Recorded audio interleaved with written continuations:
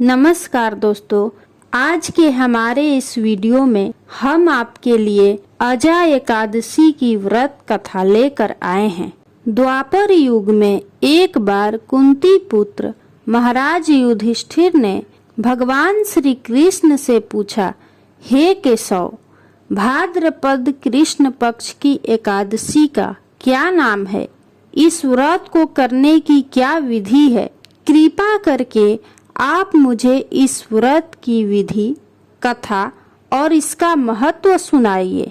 तब भगवान श्री कृष्ण ने कहा कि इस एकादशी का नाम अजा है। यह सब प्रकार के समस्त पापों का नाश करने वाली है।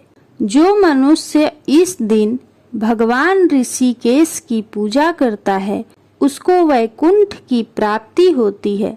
अब आप इसकी कथा सुनिए। प्राचीन काल में हरिश्चंद्र नामक एक चक्रवर्ती राजा राज्य करता था। उसने किसी कर्म के वशीभूत होकर अपना सारा राज्य व धन त्याग दिया, साथ ही अपनी स्त्री, पुत्र तथा स्वयं को बेच दिया। वह राजा चांडाल का दास बनकर सत्य को धारण करता हुआ मृतकों का वस्त्र ग्रहण करता रहा, मगर किसी प्रकार से सत्य से विचलित नहीं हुआ।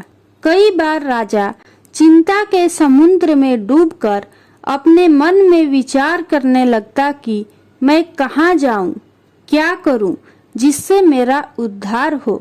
इस प्रकार राजा को कई वर्ष बीत गए। एक दिन राजा इसी चिंता में बैठा हुआ था कि गौतम ऋषि आ गए। राजा ने उन्हें देखकर प्रणाम किया और अपनी सारी दुख भरी कहानी कह सुनाई।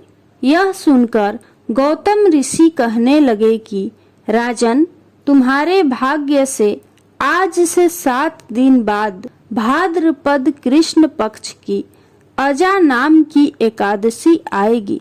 तुम विधि पूर्वक उसका व्रत करो।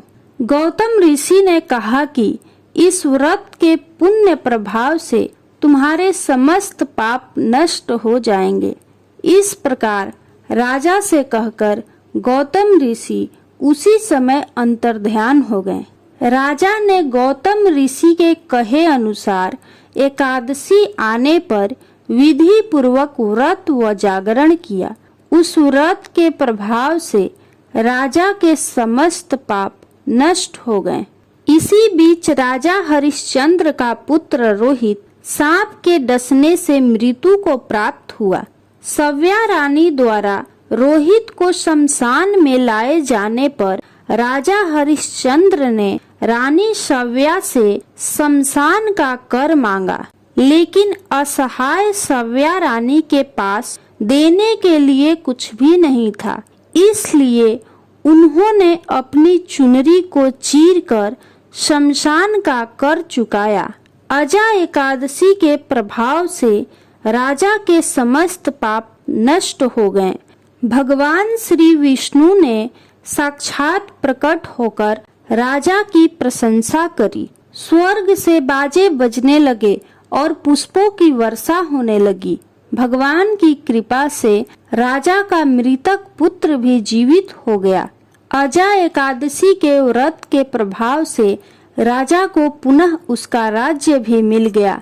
फिर वे तीनों चिरकाल तक राज्य सुख भोग कर अंत में स्वर्ग को गए। हे राजन, यह सब अजा एकादशी के प्रभाव से ही हुआ। अतः जो मनुष्य यत्न के साथ विधि पूर्वक इस व्रत को करते हुए रात्रि जागरण करते हैं, उनके समस्त पाप नष्ट होकर अंत में वे स्वर्ग लोक को प्राप्त होते हैं।